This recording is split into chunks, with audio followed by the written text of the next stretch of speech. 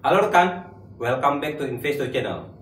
Jadi channel ini akan membahas seputaran hukum dan investasi. Hari ini saya Maulana beserta rekan saya Said Mahathir akan mengulas berbagai hal isu-isu hukum yang menarik dan berbagi pengalaman kepada rekan-rekan semua agar mendapat pengetahuan tambahan berkaitan dengan hukum dan investasi. Nah, hari ini apa yang ingin kita bahas ya? Kita mau bahas mengenai arbitrase ya. Arbitrase ya. Arbitrase asing khususnya. Mungkin kalau arbitrase nasional selevel semacam BANI mungkin ya. BANI ya. Nah, itu mungkin semua mungkin udah paham gitu ya. Iya. Kita mau bahas arbitrase luar.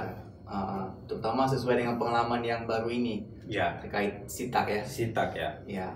Oke, berarti kita bahas mengenai China International Economic and Trade Arbitration Commission atau CITAC. Jadi arbitrasenya pemerintahan China lah ya. Pemerintahan China, ya. Oke.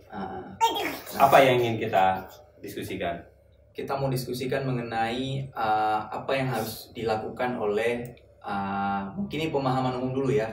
Untuk importir ataupun pelaku yang melakukan perdagangan di luar yang menganut hukum arbitrase Cina gitu ya, CITAC ya. CITAC. Nah, itu gimana Bang? Sesuai dengan pengalaman yang sudah dilalui dalam menangani permasalahan hukum dengan memilih forum penyelesaian di CITAC itu. Mungkin bisa dijelaskan secara umum gitu ya.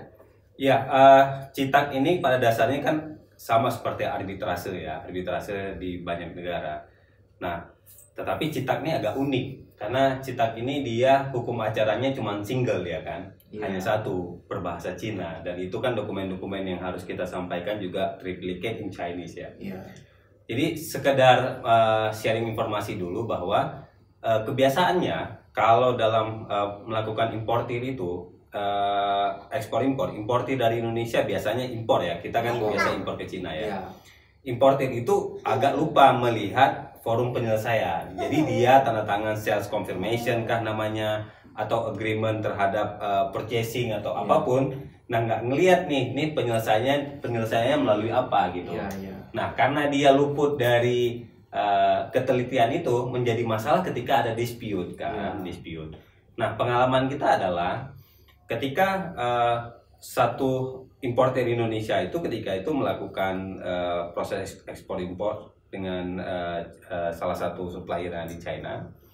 Nah, mereka itu juga terlibat pihak ketiga. Jadi ada pihak ketiga sebagai penerus pembayaran. Jadi kan bayarnya pakai renminbi ya.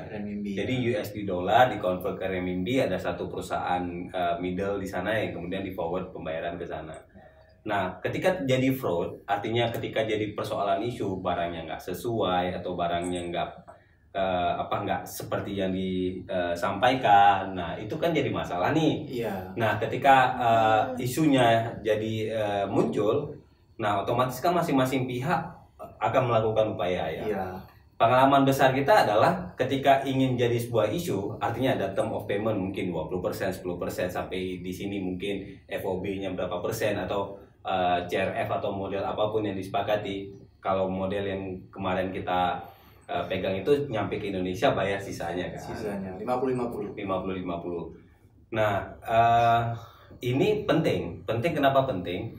Karena pengalaman kita itu ketika dia tidak melakukan pembayaran, yang pertama dilakukan dari pihak supplier dulu nih, nodong kan. Bayar, nggak kebayar nih. Kemudian dia di China itu ternyata ada mediasi-mediasi yang disiapkan di kawasan ekonomi khusus kan. Jadi di masing-masing provinsi itu ada kawasan ekonomi khusus, dia langsung menyuratin kepada si importir misalkan Indonesia, ayo dong kita melakukan pembayaran, ayo dong kita bereskan persoalan ini, saya mediator nih. Tetapi pengalaman kita ketika dia menyebutkan mediator, bahasa-bahasa yang kita baca itu tendensi. Justru menurut kita ini bukan mediator, ini kayak pengacara ya, kayak lucu orang gitu. Kayak membela salah satu. Jadi nggak fair bangetnya di situ. Jadi kenapa beberapa korespondensi mediator itu nggak kita respon, karena bahasanya sangat tendensius. Dengan membahasakan bahwa barang kena sampai harusnya kamu bayar dong. Kalau mediator itu kan dia harusnya kan nggak seperti itu ya bertindak. Dia menanyakan dulu apa masalahnya. berpihak di tengah. Di tengah, tapi mediator dalam di kawasan ekonomi khusus itu lebih ke mereka membantu ya, membantu atau mendorong agar terjadinya pembayaran, dan itu nggak fair kan kalau di posisi si responden. Nah, hukum acaranya mirip-mirip dengan hukum acara yang di luar, cuma memang bahasanya bahasa China, menggunakan satu bahasa doang. Jadi case manajernya ditunjuk, kemudian nanti kita bisa melakukan objection of jurisdiction.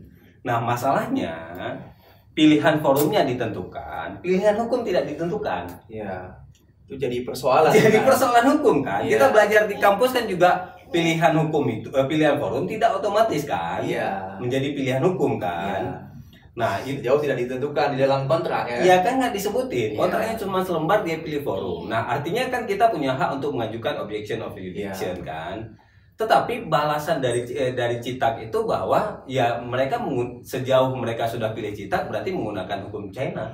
Jadi mengeneralisir ya. Mengeneralisir. Jadi putusan Mahkamah Agung China lah, ada hukum perdata China lah. Jadi itu sebenarnya nggak fair dari sisi kontrak bisnis internasional. Jadi kenapa itu menjadi luput dari orang sehingga tidak ternegosiasi atau tertulis? Ini jadi concern lah bagi importer ke depan kalau jadi isu. Nah, di sisi yang lain memang kalau kasusnya di bawah 5 juta renminbi itu memang menggunakan summary prosedur, jadi singkat segala macam, beda dengan kasus biasa. Kalau dari sisi fee-nya relatif tinggi sih sebenarnya. Relatif tinggi fee-nya, tapi yang harus juga di-concern oleh banyak orang bahwa ketika nanti melakukan hearing di sana itu otomatis menggunakan pembuktian hukum China dan itu yang paling repot sih sebenarnya. Berarti yang harus diperhatikan oleh importir itu sebelum dia melakukan transaksi itu dia harus teliti melihat mengenai kontrak ataupun semacam sales confirmation antara kedua belah pihak supaya dia jangan terperangkap forum yang menguntungkan salah satu pihak jadi itu penting untuk didiskusikan. Selain memang apa aja yang harus dilengkapi, misalkan ketika dikirim barangnya setidak-tidaknya ada COA, bill of lading segala macam gitu-gitu kan, itu standar template. Nah, forum ini paling penting. Nah, kalau bisa sih sebenarnya kalau pilihannya pilihan di tengah-tengah gitu. Kalau memang dari mereka nggak mau untuk diselesaikan melalui Indonesia juga nggak mau gitu kan, ya udah cari yang di tengah. Karena menurut kita dari sisi, misalkan kita dari sisi termohon lah pasti kan, karena kita nggak bayar sisanya kan. Atau kita menjadi applicant lah atau claimant lah ke sana, otomatis kan costnya tinggi. Ya kan, kita harus ke China, kemudian kita harus menggunakan interpreter karena hearingnya nggak bisa bahasa Inggris. Alangkah lebih bagusnya sebenarnya dipilih arbitrase di tengah seperti Siak mungkin Singapura gitu. Nah, itu lebih equal mungkin jadi sama-sama terbang ke Singapura. Terus pilihannya kan banyak gitu. Nah, artinya interpreter juga yang akan di hire itu juga akan menghabiskan cost kan. Nah, kemudian statement of defense dan dokumen-dokumen evidence-nya must be in Chinese. Jadi itu kendala paling besar menurut saya. Nah, harusnya ini juga dilihat oleh CITAK sendiri soal relevansinya gitu. Nah, mungkin bisa aja dia menganggap bahwa bahasa dia dibutuhkan, tapi dengan orang lain di luar itu kan mestinya harus ada yang lebih fair dari itu. Nah, catatan kita sih sebenarnya lebih ke tadi yang saya sampaikan bahwa harus dilihat poin itu satu. Yang kedua, kalaupun dia nggak mau di Indonesia, ya minimal di tengah, di Siak gitu. Ya, toh juga biayanya mirip-mirip. Nah, artinya kalaupun penyelesaian dilakukan atau ditempuh di Singapura, otomatis kan kedua belah pihak juga mengeluarkan kos kan.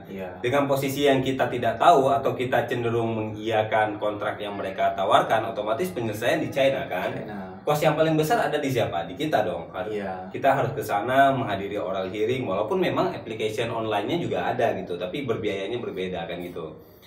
Nah, itu yang sebenarnya kita ingin trigger ke teman-teman pengusaha yang melakukan importir. Jadi mungkin untuk bisa didiskusikan. Kalau memang dari sana nggak mau diskusi, nah ini harus dicari kebijaksanaannya kayak gimana.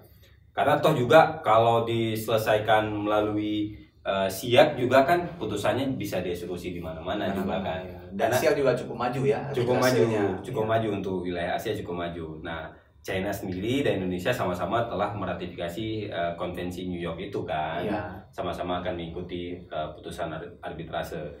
Nah, mungkin itu dulu ya, di awal. Next kita bahas lebih luas mengenai arbitrase di China ya. Nah, artinya akan kita bahas mengenai bagaimana strategi membuat statement of defense, korespondensi. Kalau kita ada di posisi responden gitu. Ya. Dan bagaimana membuat surat kuasa ternyata berbeda loh. Maksudnya bagaimana dengan kuasa pada umumnya di Indonesia gitu. Karena kita harus translate bahasa Inggris full, bahasa Chinese full kan. Kemudian ya ada banyak hal yang menurut kita ini jadi pembelajaran, dan ini sebenarnya menarik sih untuk kita sharing. Biar teman-teman ya either ada punya pengacara atau nggak ada pengacara juga bisa untuk ambil bagian ya untuk mempertahankan haknya di CITAG atau di forum-forum yang lain di arbitrase. Demikian video singkat kami mengenai CITAG, penyelesaian arbitrase Cina. Nantikan video-video yang lainnya berkaitan dengan hukum dan investasi. Sekian, terima kasih. Salam Investo.